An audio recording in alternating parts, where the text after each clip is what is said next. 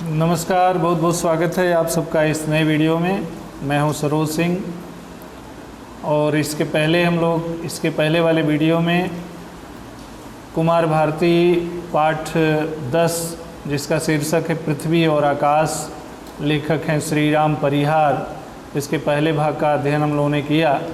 बच्चों, आप लोग इसमें देख रहे हैं कि आकाश पृथ्वी को पत्र लिख करके पहले तो उसकी काफ़ी प्रशंसा करता है और पृथ्वी की तमाम विशेषताओं का वर्णन करता है।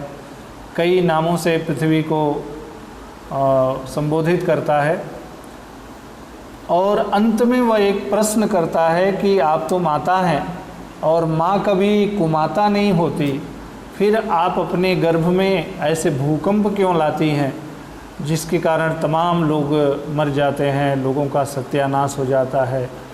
और ऐसा विध्वंस करके आपको क्या मिलता है कि आपके अंदर करुणा नहीं रह गई? वो लोग जो मर जाते हैं फिर से जन्म लेते हैं, फिर से नए जीवन में वो उड़ान भरते हैं, लेकिन क्या उनके मन में जो घाव बन जाता है क्या वो कभी भर सकता है? तो आप ऐसा क्यों करती हैं कि आपके अंदर करुणा नहीं रह गई? तो ये सवाल करता है आकाश पृथ्वी से। अब ये दूसरे भाग में हम लोग पढ़ेंगे कि पृथ्वी इन प्रश्नों का किस प्रकार उत्तर देती है आकाश को। तो यहाँ आपको दिखाई दे रहा होगा स्क्रीन पर पृथ्वी लिख रही है, हे आकाश, ये संबोधित करके, हे आकाश तुम्हारा पत्र मिला। पत्र क्या है? वह तुम्हारे ही चित्त की लालित्य का विस्तार है। पहले तो बता रहा है कि तुम्हारा पत्र मिला, और जो पत्र है वो तुम्हारे चित्त यानी मन के लालित्य यानी सुंदरता का विस्तार है। जैसे तुम सुंदर हो वैसे ही तुम्हारा पत्र भी बहुत सुंदर है। तुम्हारे पत्र के शब्द में सितारों की रोशनी की नीलिमा दमक रही है। तुमने जो पत्र लिखा है उसके शब्द में सितारों की रोशनी भरी है, उसकी नीलिमा दमक रही है, चमक रही है, और उसी दमक में मैं तुम्हारे प्रश्नों के उत्तर ढूंढ रही हूँ। और मैं अब तुमने जो प्रश्न किए हैं उन प्रश्नों का उत्तर ढूंढने का प्रयास करती हूँ। आगे वो कहती है, हे अनंत। देखिए ये आकाश का दूसरा नाम है, आकाश, नभ, गगन, अनंत। तो पृथ्वी कहती है, हे अनंत, नीलिमा के विस्तार में अपनी पावनता को अक्षुण्ण रखने वाले देव, यानी ये जो तुम नीले रंग की आभा से दमकते हो और अक्षुण्ण आपकी जो पवित्रता है, पावनता है, तुम कितने उदार, कितने पारदर्शी हो। सॉरी। तो पृथ्वी प्रशंसा करते हुए आकाश का कहती है, तुम कितने उदार हो, कितने पारदर्शी हो।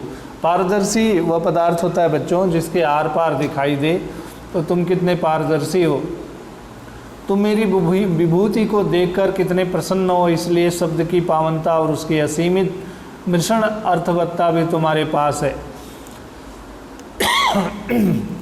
तो पृथ्वी कहती है कि तुम जो मेरे वैभव को देखकर प्रसन्न हो, तो इसलिए तुम्हारे शब्दों में वह पावनता दिखाई देती है, तुम्हारे शब्दों में वह अर्थवत्ता दिखाई देती है। चूँकि तुम्हारा चित्त प्रसन्न है, तुम्हारा मन प्रसन्न है, इसलिए तुम्हारे शब्दों में भी वह झलकता है। तुम्हारा मन भी उतना ही बड़ा है जितना तुम्हारा ब्रह्मांडीय फैलाव। और पृथ्वी आकाश की प्रशंसा करते हुए कहती है कि आपने जो मेरा इतना वर्णन किया, इतनी प्रशंसा की, तो इससे ये मालूम पड़ता है कि जिस तरह तुम बड़े हो, जिस तरह तुम्हारा विस्तार है, उसी तरह तुम्हारा मन भी बहुत बड़ा है। जिस तरह तुम्हारा ब्रह्मांडीय फैलाव है, ब्रह्मांड में एक छोर से दूसरे छोर तक फैले हो, ऐसे ही तुम्हारा मन भी बड़ा है। इसलिए तुम्हारे मन की सतरंगी पर मेरी मृदुताई और निठुराई को तुमने बराबर जगह दी है। मैं इतनी मृदु नहीं हूँ, निठुर भी हूँ, लेकिन फिर भी आपने मुझे सतरंगी कहा है। रंगों की जो सुंदरता दिखाई देती है, ऐसा आपने मेरा वर्णन किया है। तो ये पृथ्वी आकाश की प्रशंसा करते हुए, चूँकि आकाश ने भी पृथ्वी की प्रशंसा की, इसलिए प्रशंसा करते हुए लिखती है और कहती है ऐसा मेरे परिवार के सदस्यों के बीच नहीं होता। तुम मेरे वैभव पर निहाल हो, पर यहाँ तो एक का वैभव दूसरे की ईर्ष्या से फूलता है। अभी पृथ्वी अपनी विशेषता बताती जा रही है कि जिस तरह तुम्हारा परिवार है वैसा मेरा परिवार नहीं है। तुम्हारे परिवार में सब तारे हैं और जितने भी ग्रह नक्षत्र हैं सब अपने अपने काम में लगे हैं और अपनी अपनी रोशनी चमक फैलाते हैं, लेकिन हमारे यहाँ ऐसा नहीं है। तुम मेरे वैभव पर निहाल हो, तुम्हें मेरा वैभव अच्छा लग रहा है, सुंदर लग रहा है, उसकी प्रशंसा कर रहे हो, पर यहाँ हमारे पृथ्वी पर यहाँ तो एक का वैभव दूसरे की ईर्ष्या से फूलता है। यानी यहाँ पर एक दूसरे में ईर्ष्या की भावना है। पृथ्वी पर रहने वाले जो लोग हैं उनमें ईर्ष्या की भावना है। एक की सफलता पर दूसरे के निवाले में कंकड़ आ जाता है। यानी अगर धरती पर जो मानव जाति है, मनुष्य समुदाय है, एक अगर आगे बढ़ता है, एक सफल होता है, किसी काम में सफल होता है, तो दूसरे के निवाले में कंकड़ आ जाता है। यानी उसको भोजन नहीं अच्छा लगता है, उसको भोजन में ऐसा लगता है कंकड़ आ गया हो, यानी उसे ईर्ष्या होती है। एक सफल होता है तो दूसरे का खाना पीना छूट जाता है, उसे ईर्ष्या होने लगती है। हे अनंत, मेरे ही जायों ने मुझे खोदा। अब यहाँ पर बच्चों ये जायों का मतलब होता है मैंने जिनको जन्म दिया, मैंने जिनको जन्म दिया उन्हीं ने मुझे खोदा, मुझे बांधा, मुझे पाटा, मुझे लांघा, मेरा दूध पिया, अन्न खाया, वह सब किया सो किया, पर मेरे पेट के पानी को भी निकाल कर पी रहे हैं। यानी धरती पर रहने वाली जो मानव जाति है, जिसको मैंने पाला, जिसको पाल पोस कर मैंने बड़ा किया, उसी ने मुझे बांधा, मुझे पाटा, मुझे लांघा, मेरा दूध पिया। यानी मेरे ऊपर गड्ढे खोदे, कहीं गड्ढे हैं तो उसको पाटे, और मुझे लांघा, मेरा दूध पिया, मेरे ऊपर जो अन्न उगते हैं वो अन्न खाया, वो सब किया सो किया। लेकिन मेरे पेट का जो पानी है, यानी जो मेरे गर्भ में, भूगर्भ में पानी है, वो भी निकाल कर पी रहे हैं। मेरे रोम रोम में उगे वृक्षों को काट रहे हैं। और पृथ्वी अपनी परेशानी का वर्णन करते हुए कहती है कि मेरे रोम रोम में उगे वृक्षों को काट रहे हैं, मेरी शिराओं धमनियों से नदियों में नरक डाल रहे हैं। जैसे मानो शरीर में तमाम सिराएं और धमनियां होती हैं, नसें होती हैं, वैसे ही ये नदियाँ जो हमारे धरती पर बहती हैं वो मेरी रगें हैं, मेरी नसें हैं, मेरी सिराएं और धमनियाँ हैं। और उन सिराओं और धमनियों में, मेरी नदियों में ये लोग नरक डाल रहे हैं। गंदा पानी, दूषित पानी ये उस नदी में डाल रहे हैं। मेरी हवा में धुआं मिलाया जा रहा है। तमाम तरह के कल कारखाने, ईंट भट्ठे, गाड़ी मोटर के धुएँ, ये सब धुआं निकल करके वायुमंडल में फैल रहा है। तो मैंने जो हवा इन लोगों के लिए रखी है उसमें धुआं मिलाया जा रहा है। मेरे ऊपर का अंतरिक्ष जो तुम्हारा ही हिस्सा है, और मेरे ऊपर जो अंतरिक्ष है, आकाश और पृथ्वी के बीच में जो खाली जगह है उसको अंतरिक्ष कहते हैं। और मेरा अर्धांग है, यानी मेरा ही अंग है, उसे भी इंसेक्ट्स, मिसाइल्स, उपग्रह, विचित्र विचित्र गैसों से पाट दिया है।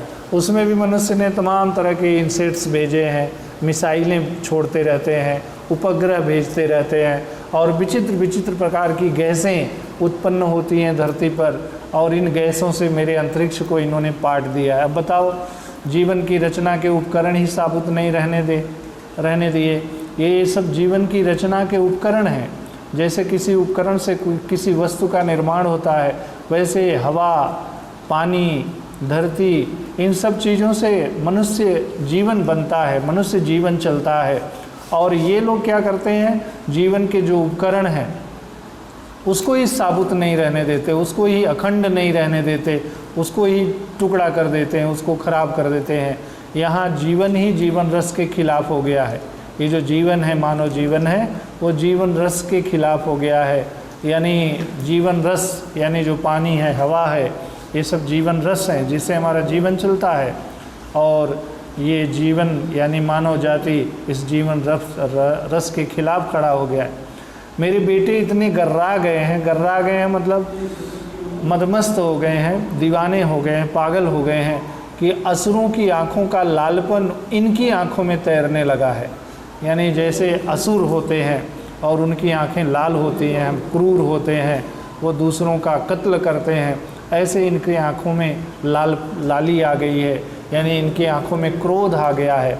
आज ये पानी के खिलाफ़ खड़े हैं, वे हवा के खिलाफ़ खड़े हैं, कभी पानी के खिलाफ़ खड़े हो जाते हैं, कभी हवा के खिलाफ़ खड़े हो जाते हैं। वे आग के विरोध में हैं, मुझे रौंद रहे हैं, यानी धरती को रौंद रहे हैं। वे तुम्हारे ऊपर भी गोलियां दागने की भंगिमा में आ गए हैं, यानी अंतरिक्ष में भी गोलियां, वायुमंडल में भी गोलियां दागने के लिए तत्पर रहते हैं। ओजोन एक गैस है बच्चों, जो हमारे वायुमंडल में है ऊपरी भाग में, और सूर्य की आने वाली परावैंगनी किरणें जो ओजोन से छन कर आती हैं और फिर धरती पर पहुंचती हैं। अगर ये ओजोन गैस नहीं होती तो सूर्य की परावैंगनी किरणें सीधे धरती पर आती और धरती पर कोई भी जीव शेष नहीं रह जाता, सारे जीव समाप्त हो जाते। बड़ी हानिकारक किरणें होती हैं, लेकिन ओजोन गैस क्या करती है, उस परावैंगनी किरणों को छान करके, उसकी तीव्रता को कम करके धरती पर भेजती है। तो ये ओजोन गैस को भी इन्होंने तमाम तरह की विषैली गैसों से उसको खंडित कर दिया है, उसमें छेद हो गया है। कुल मिलाकर ये जीवन के हिमायती होकर भी जीवन के खिलाफ खड़े हैं। ये जीवन के हिमायती हैं, जीवन के पक्षधर हैं, जीवन चाहते हैं, लेकिन जीवन के ही खिलाफ खड़े हो गए हैं। हे शाश्वत नभ, शाश्वत सनातन, यानी जो हमेशा हमेशा के लिए रहे, हे शाश्वत नभ, कोई नहीं जानता यह सृष्टि कितने कितने युगों की सरिताओं को पार करती आ रही है। ये जो सृष्टि है, ये जो दुनिया है, कितने कितने युगों को पार करती हुई आ रही है। निरंतरता ही इसकी विशेषता है, यानी इस सृष्टि की विशेषता क्या है, निरंतरता, नित नूतनता और इसकी रमणीयता, और ये नित नवीन होती रहती है। यानी प्रकृति में निरंतर परिवर्तन होता रहता है, और रमणीयता, सुंदरता इसकी पहचान है, इसकी विशेषता है। हे नील व्योम, हे नीले आकाश, नील यानी नीले, व्योम यानी आकाश, हे नीले आकाश, तुम्हारी ऊंचाई की गहराई में सौरमंडल के कितने कितने हास रुदन छुपे हैं। यानी सौरमंडल है, तुम्हारे सौरमंडल में कितने कितने हास और रुदन छुपे हैं। तुम्हारे उल्का पिंडों में मानव के भय और औत्सुक दोनों जगते हैं। तुम्हारे अंदर जो उल्का पिंड हैं वो भी मानव के भय से भयभीत हैं। मेरे ही पखेरुओं के लिए तुम मुक्ति का स्थल और अपनी उड़ान शक्ति की सीमा बने हुए हो। मेरे यहाँ जो पखेरु हैं, जो पक्षी हैं, वो मुक्त होकर नीले आकाश की तरफ उड़ते हैं, उनकी उड़ान की तुम सीमा बने हुए होते हो। पंख थक जाते हैं, लेकिन तुम्हारा विस्तार और गहराई कभी ख़त्म नहीं होती। जो पखेरु हैं नीले आकाश में उड़ते हैं, वो उनके पंख थक जाते हैं, लेकिन तुम्हारा विस्तार समाप्त नहीं होता है। तो अनगिनत अदृश्य प्रयोगशालाएं तुम्हारे आधारहीन आधार में चलती रहती हैं। यानी तमाम तरह की प्रयोगशालाएं, तमाम तरह के प्रयोग अंतरिक्ष में होते रहते हैं, और इनसे हवा बनती है, उन्हीं प्रयोग से हवा बनती है, पानी बनता है, आग बनती है। तुमने पत्र लिखा है कि मुझ पर जीवन है, ये विशेष बात है, और तुमने मेरी प्रशंसा करते हुए लिखा है कि तुम बहुत सुंदर हो क्योंकि तुम्हारे ऊपर जीवन है। तो तुम्हारी प्रशंसा ठीक है, परंतु यह जीवन भी तुम्हारे द्वारा निर्मित हवा पानी के बिना संभव नहीं है। लेकिन तुम भी इस जीवन के आधार हो। बिना हवा के, बिना पानी के, बिना आकाश के जीवन संभव नहीं है। जीवन 5 तत्वों से बना है, क्षिति, जल, पावक, गगन, समीर। उसमें से गगन, समीर और पानी ये तो तुम्हारी ही देन है, तो तुम भी उतने ही हकदार हो। इसलिए यह गौरव मैं तुम्हें देती हूँ। ये जो तुमने मेरी प्रशंसा की, तुम ये प्रशंसा मैं तुम्हें वापस करती हूँ, क्योंकि तुम्हारी वजह से ही ये जीवन है। वह इसलिए कि कोई एक तत्व न तो भौतिक वस्तु रच सकता है और न ही उसका रक्षण कर सकता है। कोई एक तत्व, यानी 5 तत्व में से कोई एक तत्व से जीवन की रचना नहीं की जा सकती है, न तो उस जीवन की रक्षा की जा सकती है। हे लोहित गगन, तुम्हारे पास अनेक ज्योतिपुंज हैं। लोहित गगन, लोहित गगन यानी जब सूर्य उगता है और सूर्य डूबता है उस समय गगन लाल रंग का हो जाता है, तो इसलिए लोहित गगन संबोधित किया है पृथ्वी ने।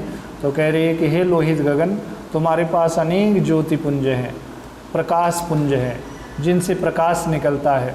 सूर्य प्रकाश का स्रोत है। सूर्य जो तुम्हारे ही अंचल में है, तुम्हारे ही गर्भ में है, गोद में है, और वह तो प्रकाश का स्रोत है। सारा प्रकाश तो उसी से मिलता है। प्रकाश का झरना है, जैसे झरने से पानी बहता है निरंतर, वैसे ही सूर्य से निरंतर प्रकाश निकलता है। सूर्य है इसलिए उजियारा है। उजियारा यानी प्रकाश, और उस उजियारे से ही जीवन के बाहर भीतर के ज्ञान अज्ञान का भी मान अनुमान होता है, और वह जो उजियारा है उसी से हमारा जीवन आलोकित होता है। हमारे बाहर ही नहीं, भीतर का ज्ञान अज्ञान का भी अनुमान उसी प्रकाश से होता है। मुझ पर रहने वाले सारे प्राणी इसलिए उसकी अभ्यर्थना करते हैं। अभ्यर्थना यानी पूजा करते हैं। मुझ पर रहने वाले जितने भी प्राणी हैं सूर्य की पूजा करते हैं। तुम्हारे पास एक चंदा भी है, और पृथ्वी कहती है कि हे गगन, हे नील व्योम, हे लोहित गगन, तुम्हारे पास और एक बड़ी बहुमूल्य वस्तु है। तुम्हारे पास चंदा भी है। चंदा यानी चाँद। चंद्रमा की चांदनी में मेरे ही साल्य में दूध भरती है, यानी मेरे जो साल्य हैं, मेरे जो जीव हैं, उसमें दूध भरने का कार्य चांदनी करती है। कपास में उज्ज्वलता भरती है। कपास से जो उज्ज्वल रुई निकलती है उसकी उज्ज्वलता चांदनी ही भरती है। ज्वार के दानों में मिठास भरती है। कमलिनी में सुगंध भरती है। ये चंदा के द्वारा ही होता है, और ये चंदा तुम्हारे गर्भ में है, तुम्हारे आंचल में है। हे अंबर, तुम मुझे भी अपनी नीलिमा के परिधान से वेष्टित किए हो, और तुम्हारी जो नीला रंग है वह नीला रंग धरती पर रहने वाले समुद्रों पर में परिलक्षित होता है। तो तुम्हारा नीला रंग मेरे ऊपर भी परिधान की तरह वेष्टित है। वेष्टित यानी लिपटा हुआ है। अतः यह नहीं हो सकता कि मेरा सौंदर्य केवल मेरा अजन्म या निसर्गगत उत्पाद है। जो मेरा सौंदर्य है केवल वो मेरा सौंदर्य नहीं, मेरा ही उत्पाद नहीं है, यानी मेरा ही बनाया हुआ नहीं है सौंदर्य। तुम्हारे सौर मंडल में ग्रह नक्षत्र एक दूसरे के आकर्षक और अस्तित्व पर टिके हैं। तुम्हारे अंदर जितने भी सौर मंडल में ग्रह नक्षत्र हैं वो एक दूसरे को आकर्षित करते हैं, और उस आकर्षण से वो एक दूसरे से बंधे हैं। उनकी स्थिति ही सह अस्तित्व पर निर्भर है, यानी वो सब एक दूसरे का की मदद करते हैं, सहायता करते हैं। सह अस्तित्व पर ही उनकी स्थिति है। आज के दिन ये कितनी सुंदर बात है। आज के युग में एक दूसरे का सहयोग करना कितनी अच्छी बात है। लेकिन मेरे पुत्रों ने, जो मेरे पुत्र हैं, पुत्र यानी धरती पर रहने वाले मनुष्य, मेरे पुत्रों ने अपने अपने देश बना रखे हैं। यहाँ पर अलग अलग देश बना लिए हैं। कुछ लोगों ने अमेरिका बना लिया, तो कुछ लोगों ने कनाडा बना लिया, कुछ लोगों ने अफ्रीका बना लिया, तो कुछ लोगों ने भारत बना लिया। ऐसे अपने अपने देश बना लिए हैं। वे एक दूसरे के सहयोगी नहीं बल्कि एक दूसरे के दुश्मन हैं। उनमें से कुछ तो एक दूसरे को मरने मारने पर उतारू हैं, यानी एक देश के लोग दूसरे देश पर आक्रमण करने के लिए उतारू हैं। ज्ञान पाकर व्यक्ति विनम्र हुआ है। ज्ञान पाने पर व्यक्ति में विनम्रता आती है। वो क्षितिज के पार भी पहुंचा था जहां आंगन के पार कोई द्वार खुलता हो। ज्ञानवान व्यक्ति क्षितिज के पार तक की वस्तुओं को जान लेता है, समझ लेता है, पहचान लेता है। विज्ञान ने उनकी उपलब्धियों की संख्या में और इजाफा किया है, और एक शास्त्र है विज्ञान के द्वारा लोगों ने क्षितिज के, खगोल के, यानी ब्रह्मांड के रहस्यों को भी जानने का प्रयास किया, और बहुत सारी बातों को जान भी लिया है। हे नीरद मालाओं के धारक, नीरद माला यानी बादलों की श्रृंखला, तो हे नीरद मालाओं के धारक यानी बादलों को धारण करने वाले, वर्षा से तुम्हारी शोभा है। जो वर्षा होती है तो बड़ा ही सुंदर दृश्य उपस्थित होता है, और वर्षा तुम्हारे द्वारा ही होती है, तो वर्षा से तुम्हारी शोभा है।